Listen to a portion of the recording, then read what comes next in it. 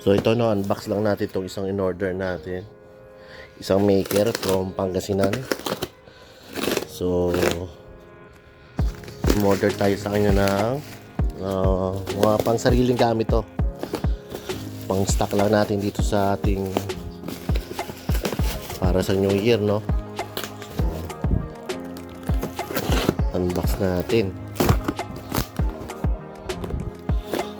Ano to, mga mother piton, mother whistle bomb. Ayan. Medyo may kamahalan to pero makikita natin yan, no? Quality. So ito yung giant whistle bomb nya. Isa, dalawa, tatlo, apat, lima, anim, pito, walo. Ano ko, 10 yan eh. Siyam 10, yun. Ikumpara natin siya sa regular na whistle bomb. Ito yung regular na whistle bomb. Nabibili nyo tig 7, tig 5 piso. Ito yung giant whistle bomb. So, yan yung comparison nila. So, this is for just content lang, no? Syempre, bawal po ito. Kaya mag-ingat kayo sa pagpapapatok nito. Hanggat maaari sa open space lang. At huwag doon sa mga mataong lugar. So, wait lang. So, i-transfer na natin, no? Dito. Meron akong kahon para dyan. Alternate na lang natin.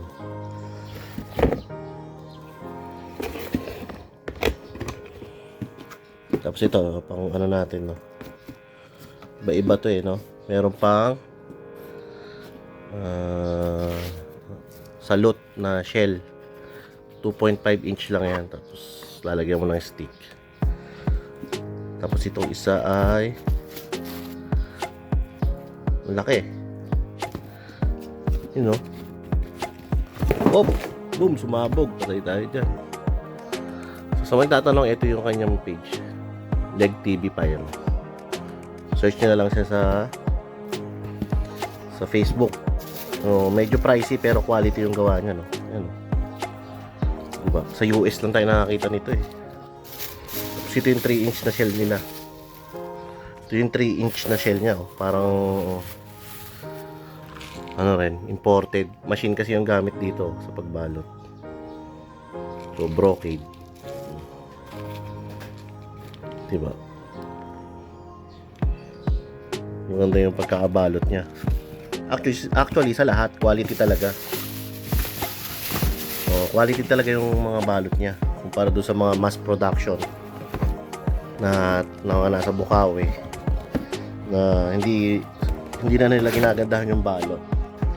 Pero dito makikita mo talaga yan, napakaganda ng pagkakabalot niya sa mga lahat ng item niya. Parang kay experiment din. So maselan yata sa tulad dito, mumurahin. Tignan mo pagkakabalot niya. Diba?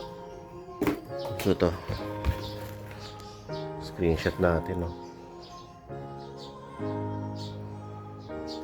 So yun guys, yun lang naman. Wala naman ako masyadong video. Yung iba sa susunod na, no? So matitesting natin itong mga to sa susunod pag tayo nagpunta sa mga open area. Thank you guys for watching. Ingat kayo sa pagpapaputok.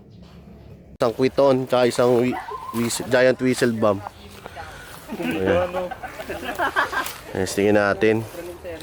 May butigi pa. Yung butiging yan. Pero hindi naman ganun kalakas yan eh. Paninde, walang paninde.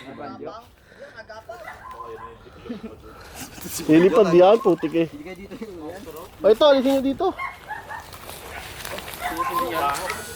Ikaw na RJ. Ikaw na RJ. Ito, maturuan. Puta ka, lakas-lakas ng loob nyo. Diyan, matayag lungkod yan. Yan, nagapang. Yun. Hanggang dito, namamaran. Hey! Oh! Yeah. Ay, sige, takbo mo ha.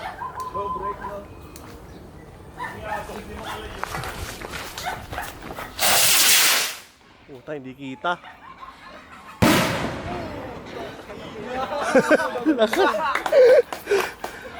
Ayos, ang lakas. Hindi lang kita. Ito yung whistle bomb saan? Yung talipad mo. Doon na lang ba? Okay, hindi yun doon. Hindi, maganda yun. Tingnan nyo. Yo, kaya whistle bomb? Oo. Lalo na kung yun doon sa mamabahay, eh, kuno lakas.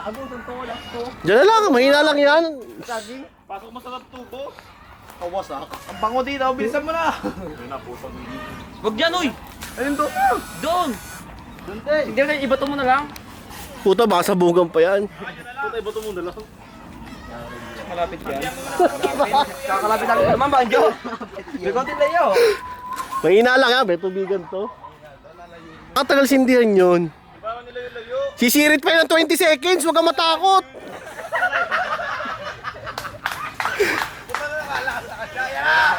Matagal sirit yan, 20 seconds yan, 20 seconds.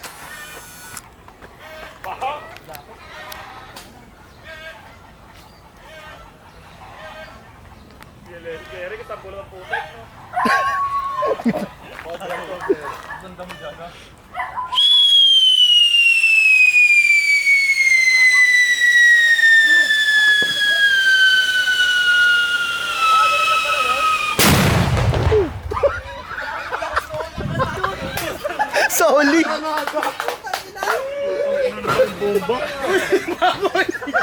Impact! Ramdam niya impact, ha? Ayun, sira na. Aftermarket. Mare-report na kaya nga dito tayo nagsindi para safe. Oh. Yung bungkal. Tanggal.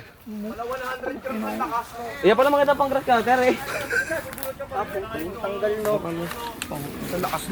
Let's tingnan natin to, no? Leg TV Pyro, shout out to giant whistle bomb niya. Ganyan lang hawak. Yeah. Naka-record na yan. Lapit mo na doon. Naka-play ba? Baka hindi naka-play yan.